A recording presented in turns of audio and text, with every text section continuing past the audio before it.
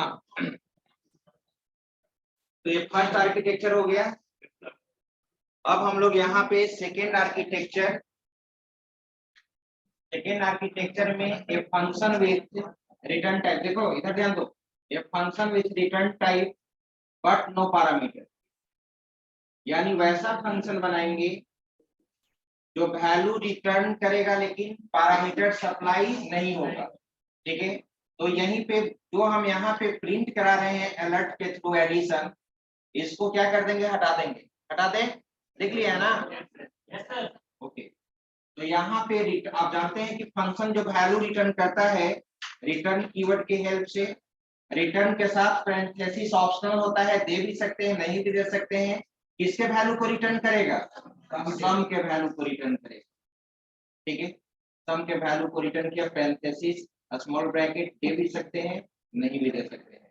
जब आप तो पहले से भी जानते हैं कि किसी भी फंक्शन का बॉडी तभी एग्जीक्यूट करता है जब हम लोग इसको कॉल करेंगे। तो जब कॉल करेंगे तो वैल्यू रिटर्न करेगा।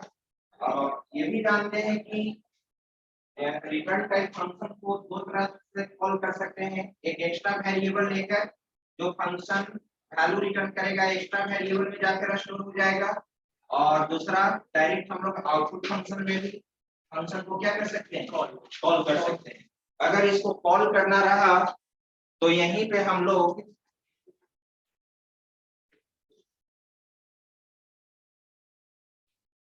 हाउ टू कॉल, यहीं पे हम मुझे कॉल करना है तो डायरेक्ट देखिए, तो फर्स्ट मेथड में डायरेक्ट हम लोग अलर्ट के साथ ही यहीं पे लिख देंगे addition equal to plus, function का नाम है फाइंड सम, यहीं पे हम लोग इसको क्या कर लिए, कॉल कर लिए। एक तो ये तरीका हो गया। और सेकेंड मेथड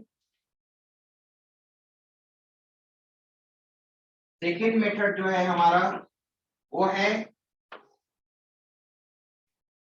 डायरेक्ट एक एक्स्ट्रा वेरिएबल ले लीजिए, है RS ले लिए एक्स्ट्रा, और RS इक्वल टू फंक्शन का नाम दे देंगे फाइंड सम। तो जब इस फंक्शन का बॉडी एग्जीक्यूट करेगा तो वैल्यू रिटर्न होकर किस में आ गया, RS में, और RS के वैल्यू को क्या कर देंगे, प्रिंट करा देंगे।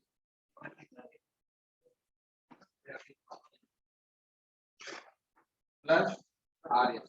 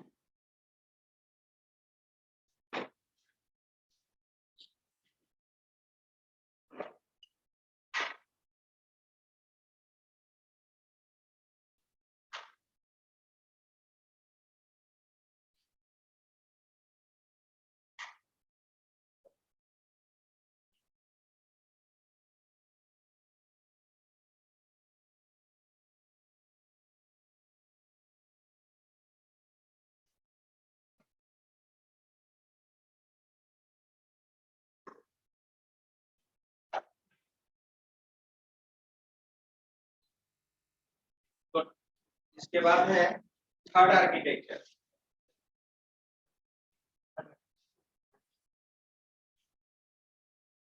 देखिए थर्ड आर्किटेक्चर, देखिए थर्ड आर्किटेक्चर में function with no return type but with parameter. तो पैरामीटर हम लोग सप्लाई करेंगे यहाँ पे, फंक्शन फाइंड सम जो हम लोग यहाँ पे वेरिएबल डिक्लेयर किए हैं, अब यहीं पे हम लोग वेरिएबल डिक्लेयर कर लेंगे फाइंड सम, और यहीं पे अब यहाँ पे वैर कीवर्ड लिखने का जरूरत नहीं है, डायरेक्ट हम लोग वेरिएबल पास करेंगे। ठीक है, A, B। अब आप पाइथन हो चाहे, पाइथन भी एक ऐसा प्रोग्रामिंग लैंग्वेज पढ़े हैं, PHP पढ़े हैं आप, जावास्क्रिप्ट आप पढ़ रहे हैं या पढ़ चुके हैं, आपको ऑलरेडी मालूम है कि यहाँ पर एक्सप्लिसिटली कोई भी वेरिएबल डिक्लेयर नहीं होता है।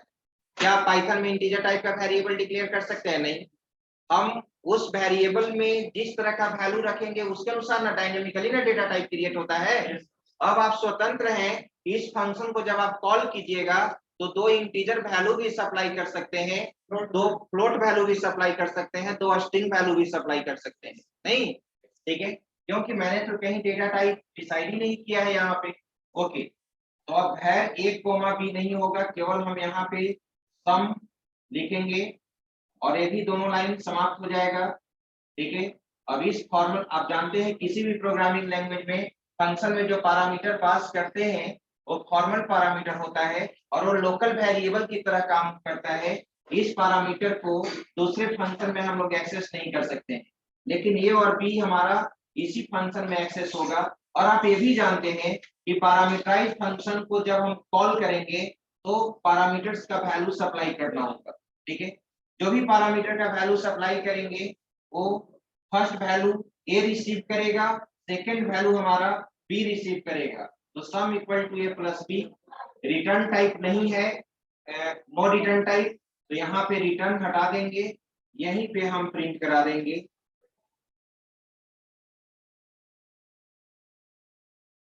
एडिशन इक्वल टू प्लस, क्या लिखे यहाँ पे, सम। ठीक है, बन चुका। और कॉल करने के लिए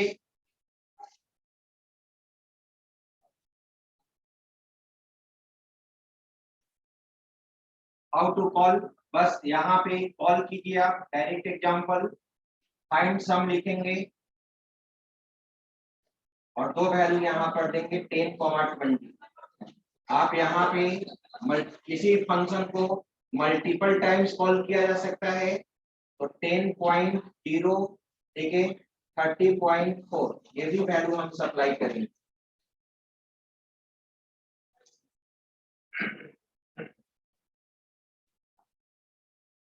अब आप लगभग 4, 5, 6, 7 प्रोग्रामिंग लैंग्वेज में भी आप पढ़ चुके हैं। ठीक है, और अब कहीं से भी किसी भी प्रोग्रामिंग लैंग्वेज में पूछा जाए, जैसे फंक्शन का ही आर्किटेक्चर है पाइथन में भी या जावा में भी, ठीक है, कुछ टर्म्स में मेंशन कर रहा हूँ रिकॉल करने के लिए, उस चीज अब आपको याद रखना चाहिए। ठीक है, किन्हीं लोग, बहुत लोग का सिलेक्शन हो चुका है, बहुत लोग का नहीं हुआ है। ठीक है, तो अगर यहाँ पे अगर फंक्शन आर्किटेक्चर के साथ अगर हम बात करें, ठीक है, डिफॉल्ट आर्गुमेंट्स का, ठीक है, फिर हम लोग यहाँ पे बात करें वेरिएबल लेंथ आर्गुमेंट का,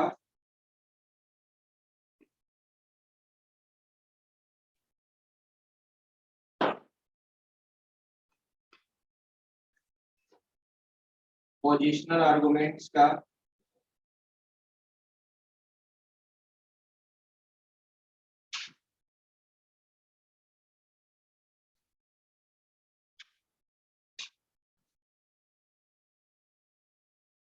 रिटर्निंग मल्टीपल वैल्यू। कोई मुझे स्पष्ट करे, कोई मुझे बताए, आप तो सभी लोग जानते हैं कि फंक्शन हमारा, ठीक है, वैल्यू रिटर्न करता है, हम लोग रिटर्न टाइप फंक्शन बनाते हैं। क्या कोई भी फंक्शन मल्टीपल वैल्यू रिटर्न कर सकता है, मोर देन वन वैल्यू? क्या कोई भी function more than one value return कर सकता है? अभी एक वैल्यू रिटर्न कर रहा है सम का, हम चाहते हैं कि एट ए टाइम एक ऐसा फंक्शन बनाए जो मल्टीपल वैल्यूज को रिटर्न करे। कैसे, किस प्रश्न का है, किस प्रोग्रामिंग लैंग्वेज?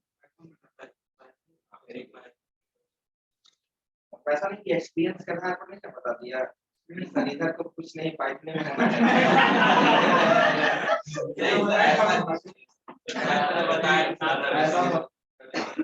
तो पाइथन में ही होता है, और कोई ऐसा प्रोग्रामिंग मतलब जो इधर जो आप पढ़े हैं उसमें तो नहीं है।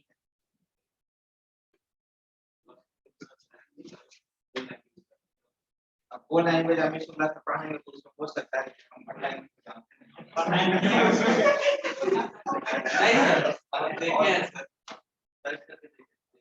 तो पाइथन में बिल्कुल आपने सही किया कहा कि पाइथन में, ठीक है, अगर आप चाहें फंक्शन के थ्रू मल्टीपल वैल्यू को रिटर्न कराना तो आप पाइथन के थ्रू मल्टीपल वैल्यू को आसानी से रिटर्न करा सकते हैं। अब बात करते हैं डिफॉल्ट आर्गुमेंट्स का। तो डिफॉल्ट आर्गुमेंट्स का फर्स्ट कॉन्सेप्ट आपको कहाँ मिला था, किस प्रोग्रामिंग लैंग्वेज में?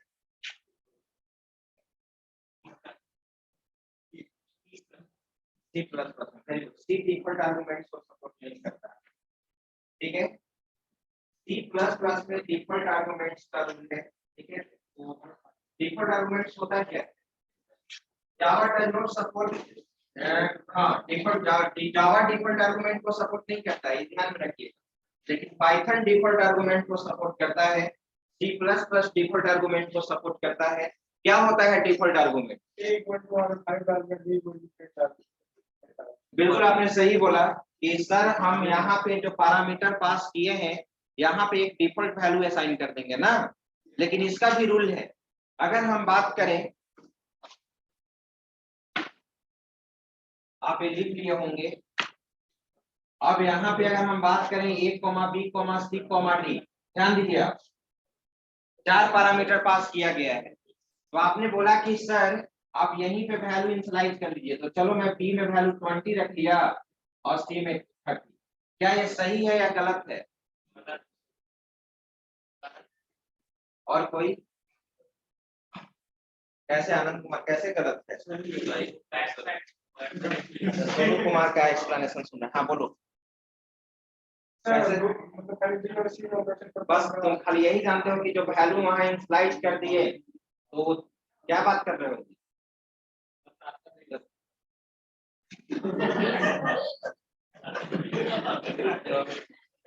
तो यहाँ पे बता रहे हैं, पूछ रहे हैं, तो यहाँ समझना चाहिए।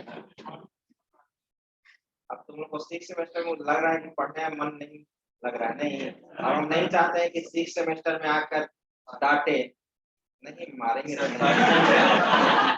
ये बात थर्ड से सिखा रहे हैं, हम नहीं चाहते हैं कि सब स्टूडेंट का नाम याद हो जाए। सब बहुत स्टूडेंट का नाम याद नहीं रहता है, सब स्टूडेंट का नाम याद हो जाए। हाँ क्या कर रहे हो? हाँ ये बोलो जी, बोलो। तो सर डोमेन को नंबर तुम बताओ। नहीं वो गलत है। पैरामीटर्स को भी इनिशियलाइज करने का सेट ऑफ रूल्स है डिफॉल्ट आर्गुमेंट में। क्या रूल्स है?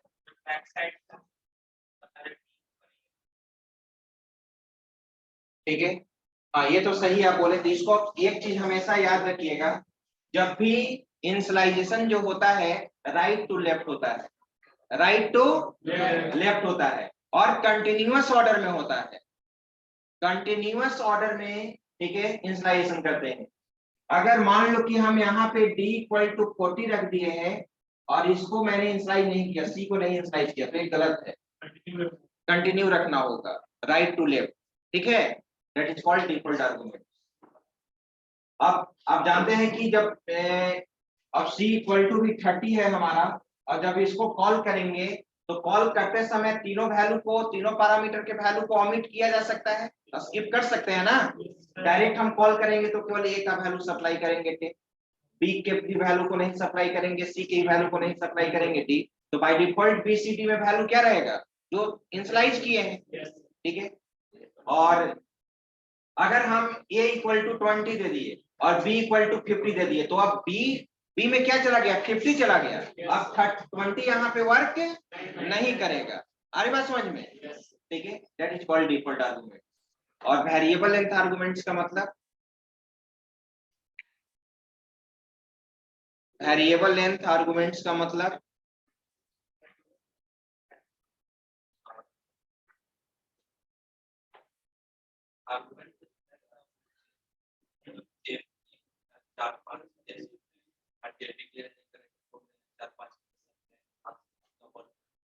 नहीं। Very good. Variable length argument कहता है कि जैसे आप वेरिएबल लेंथ आर्गुमेंट यानी नंबर ऑफ आर्गुमेंट्स का, वेरिएबल लेंथ कहने का मतलब क्या होता है? डायनेमिक।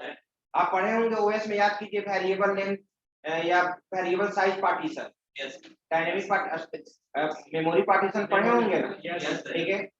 फिक्स पार्टीशन यानी स्टैटिक पार्टीशन हो गया, डायनेमिक पार्टीशन हो गया ना।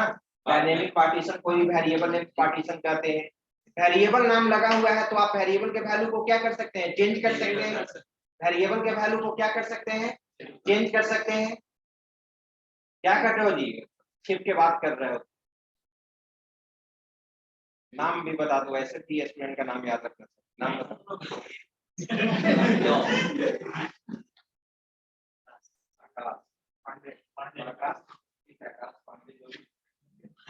और हम इधर बाहर है तो ऐसे करके इससे बात करता हूँ, इससे बात करता हूँ, इससे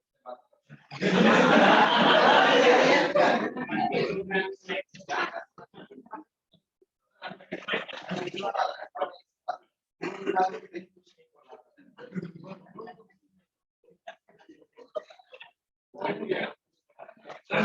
फोकस हमारा पढ़ाई।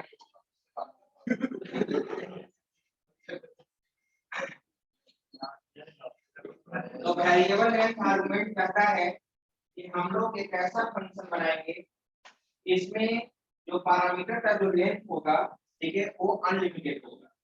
हम अभी आप दो पैरामीटर पास करते हैं तो दोनों वैल्यू सप्लाई करना मस्ट होता है। तीन पैरामीटर बनाते हैं तो पोजिशनल, वही पोजिशनल आर्गुमेंट्स कहलाता है। वही क्या कहलाता है, पोजिशनल आर्गुमेंट्स कहलाता है। ठीक है, इसमें हम लोग जिस पोजीशन पे पैरामीटर सप्लाई किए हैं उसी पोजीशन पे वैल्यू सप्लाई होना चाहिए, that is called positional argument. अगर तीन पैरामीटर पास किया गया है तो तीन वैल्यू सप्लाई होगा।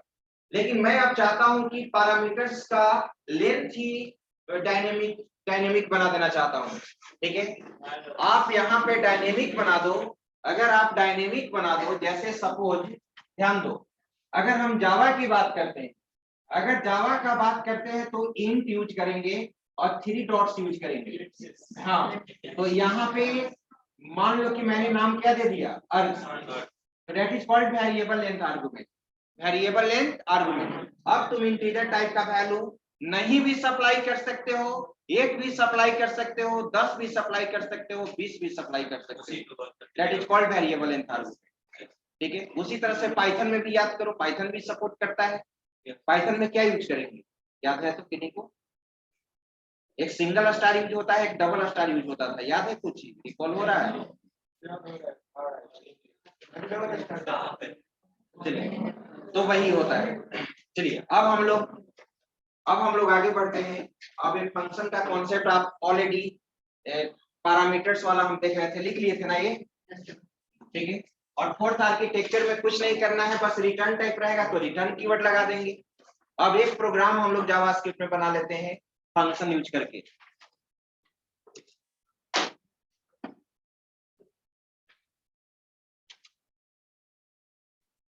देखिए, तो write a program in JavaScript, write a program in JavaScript, JavaScript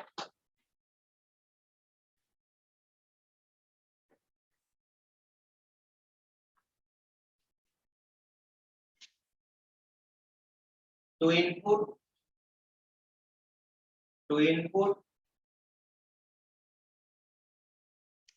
3 numbers as parameter, 3 numbers as parameter,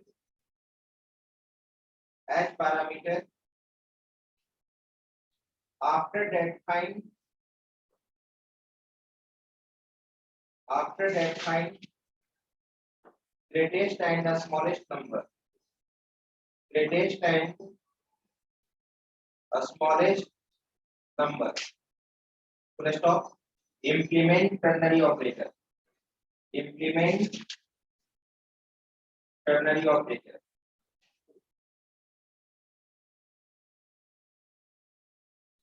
तो देखिए, एक प्रोग्राम हम यहाँ पे बनाते हैं। फंक्शन हम लोग जनरली कहाँ पे बनाएंगे, फंक्शन हम लोग हेड टैग के अंदर बनाएंगे। कहाँ पे बनाएंगे, हेड टैग के अंदर बनाएंगे, और अकॉर्डिंग टू रिक्वायरमेंट हम लोग उसको इवेंट पे कॉल करेंगे। लेकिन अभी हम लोग इवेंट नहीं पढ़े हैं तो डायरेक्ट हम लोग बॉडी टैग के अंदर कॉल कर लेंगे।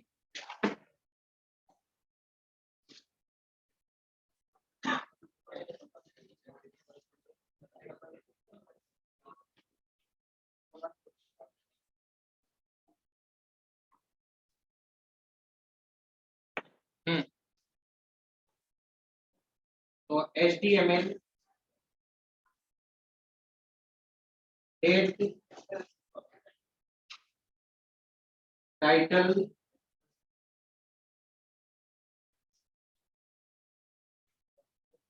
पैरामीटराइज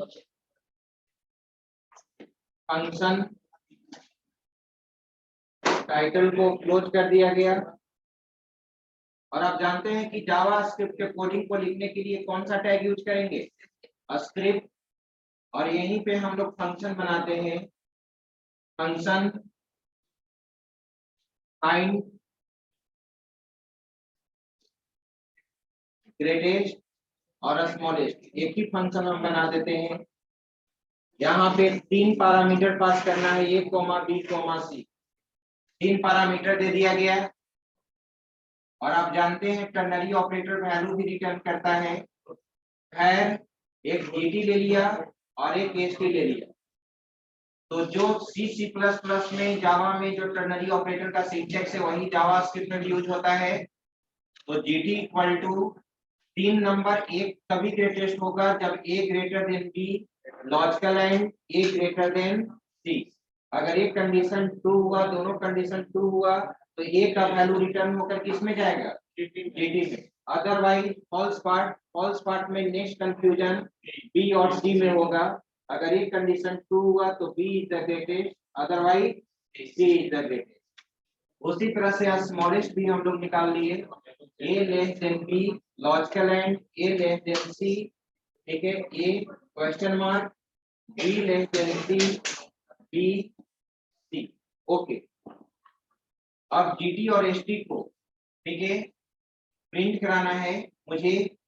तो यहीं पे हम लोग अलर्ट डायलॉग बॉक्स में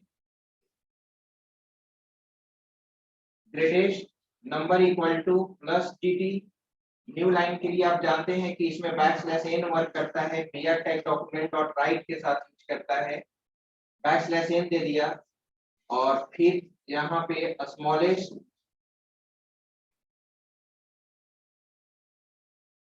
number equal to plus HT, okay.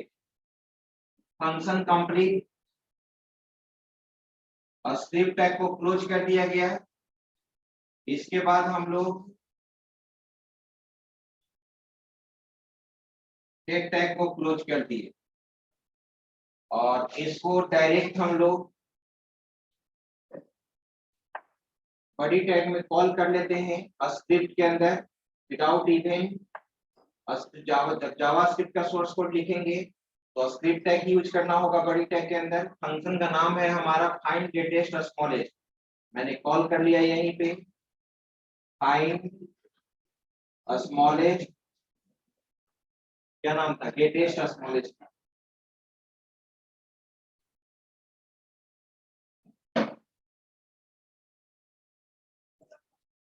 Okay, और स्क्रिप्ट को क्या कर दीजिए, क्लोज।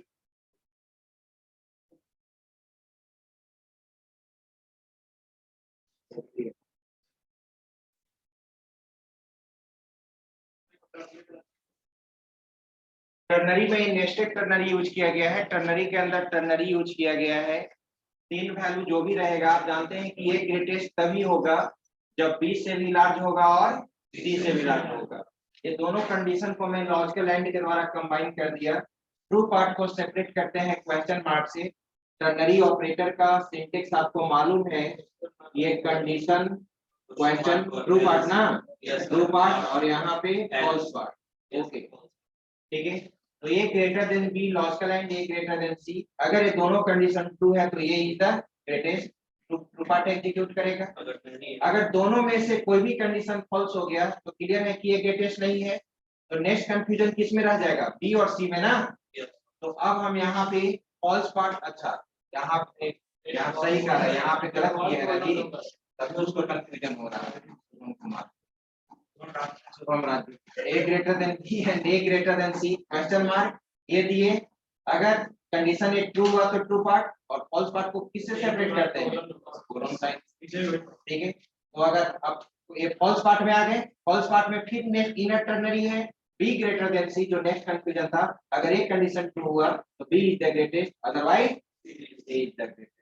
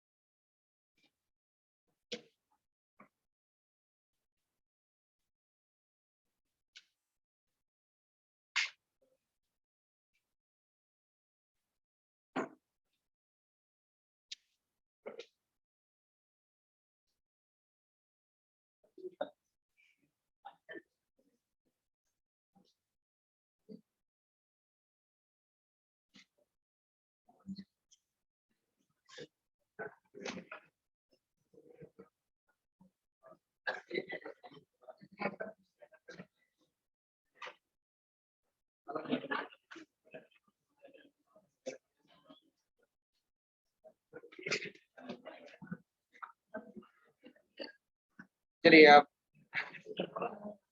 देख लिए, अब हम लोग अटेंडेंस बना लेते हैं।